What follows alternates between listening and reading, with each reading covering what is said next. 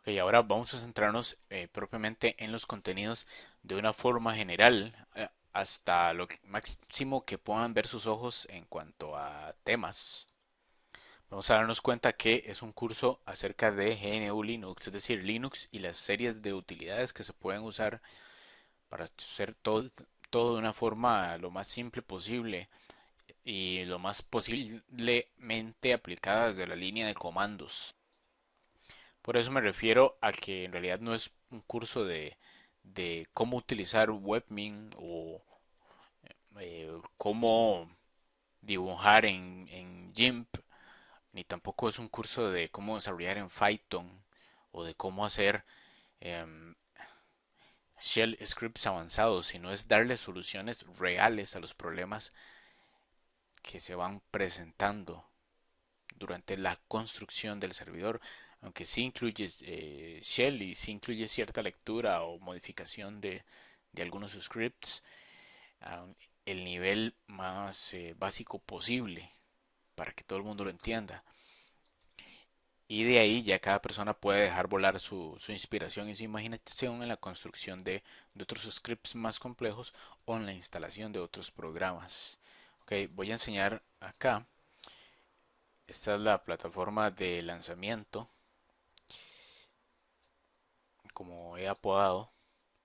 Y tenemos tres discos de distribuciones que no necesariamente, aunque se van a distribuir con Linux Enterprise Wi-Fi, todo el mundo va a querer bajarlos. Y eso también voy a explicarlo un poquito más adelante en este DVD de introducción.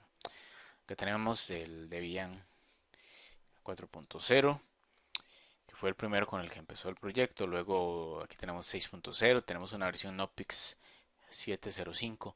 Todo es un DVD por si no estuviera al alcance de alguien, ¿verdad? Okay. Porque tenemos el password para las personas que lo estén bajando en formato RAR de la página que haya sido destinada para tal fin. Eso va a servir para poder desbloquear el RAR en los otros CDs. Tenemos distros, bueno, dije sí, distros uno, entonces distros 2. Y por último, tenemos distros 3, que tiene una versión de 4.0 en CD-ROOM, 32 bits, punto 11.04, 32 bits también, 12.04, AMD 64 y 12.04 server. Aunque en realidad todo el grueso del servidor lo estamos haciendo en GNU Linux Debian por razones que se han explicado también. Aunque en realidad se puede extrapolar, pero esto sí es más complicado. Digamos, conceptualmente se puede extrapolar a otras distribuciones, pero en la práctica no se podrían seguir los pasos que se han seguido, ya que las dependencias a veces tienen otros nombres y las versiones son distintas de distribución a distribución. ¿Okay? Y los programas que se utilizan para instalar y archivos de configuración también son distintos. Okay, bueno, ahí tenemos los tres distros. Luego tenemos este DVD que es el número cero, que es el que sirve como eh, introducción, donde tenemos aquí el directorio de videos, del cual no voy a explicar mucho más porque ya he explicado bastante. Y los contenidos empiezan a partir de acá, de los videos. ¿Ok? Estos serían los primeros 20 temas que tenemos, que van desde instalación, backups. em, siempre voy a tener que utilizar algún tipo de aplicación que venga o no venga con el sistema. En ese caso tendría que instalarla y en ese caso tendría que tomar una decisión. em, y voy a explicar también por qué pienso que es, digamos, el paquete más acertado para hacer X cosa, el que estoy instalando.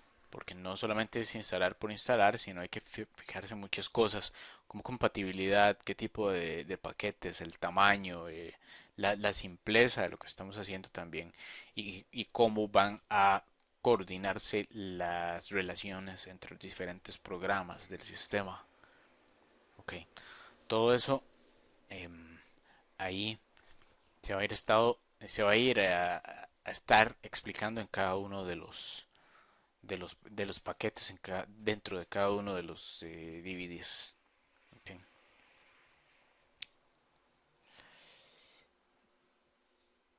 Entonces, básicamente este es de instalación de ciertas cosas, ciertos temas.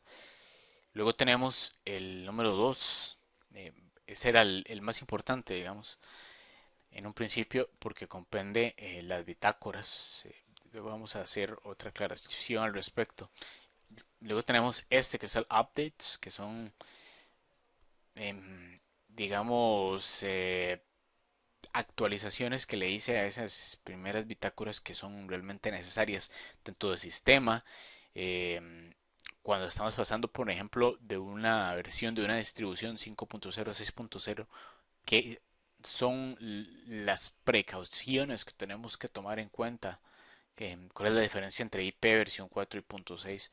Todos los temas que estamos viendo aquí en pantalla, ustedes pueden ponerle pausa al video y, y van a poder tener una lista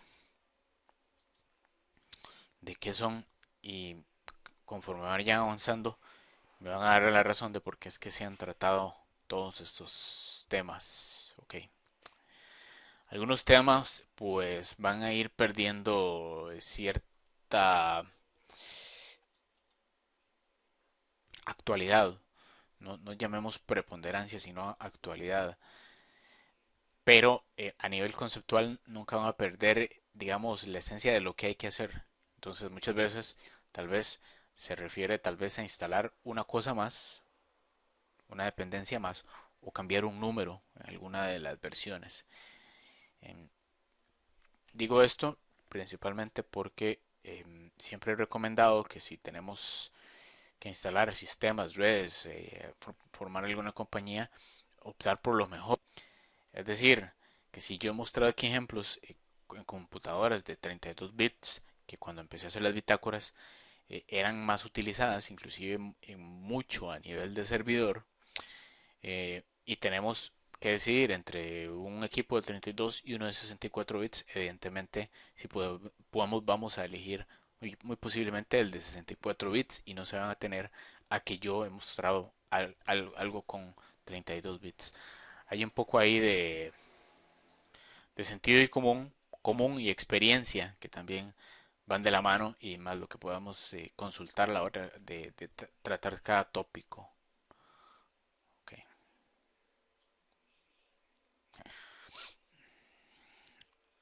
Ese es el 2.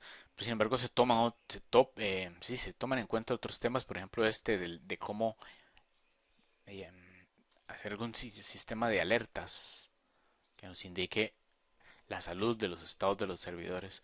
Luego tenemos el DVD 3. El DVD 3 es acerca de cómo, ya teniendo este servidor ya completo con prácticamente todo lo que queremos, ir transformando ese servidor en, en un servidor que pueda correr en una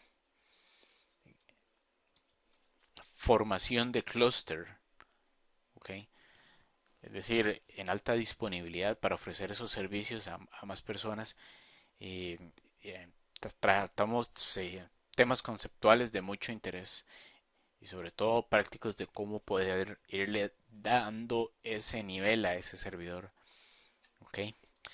Em, Eso sería en el 3 y eso es la antesala. No nos quedemos en el DVD 1 solo con las instalaciones de los programas, porque en el 2 y en el 3 se hacen muchas mejoras y se tocan pequeños detalles importantes en lo que ya habíamos hecho sobre esas instalaciones. Pero en el 4 ya se pasa propiamente a lo que es el desarrollo de un clúster ya, digamos, la parte práctica, donde podemos no solo conformarnos con un solo servidor, sino abrir los ojos al hecho de que Posiblemente si vamos a desarrollar algún tipo de infraestructura web, servicios en la nube o lo que sea, vamos a necesitar más servidores y vamos a necesitar ajustar eso que ya hemos aprendido, ¿ok? Con la ventaja de que vamos a poderlo reciclarlo con este método que se está ahí enseñando. O digamos, sí, de reciclar en el sentido de que no vamos a tener que empezar nuevamente desde cero, sino em, ya con una base a multiplicar estos servidores por la red y así un clúster con toda la de la ley, ok, y así convertir el servidor como un todo en un proveedor de servicios altamente funcional, perfectamente funcional, así como lo hacen las grandes empresas. Y bueno, el LFSF5 es el que sería la parte 2 de esa parte práctica del proyecto de transformación de un servidor convencional, digamos, standalone o solo, a modo cluster. Eso sería básicamente. Entonces, evidentemente, recomiendo empezar por lo primero y por ver en general que hay varias formas de hacer todas estas cosas. Es decir, hay diferentes servidores de FTP, diferentes formas de crear estadísticas web. Y no voy a entrar aquí en muchos detalles porque es parte de la mística. Y no quiero que se pierda el interés por haber matado también la sorpresa de los detalles en los contenidos de cómo se han hecho las cosas en Linux Enterprise Sci-Fi.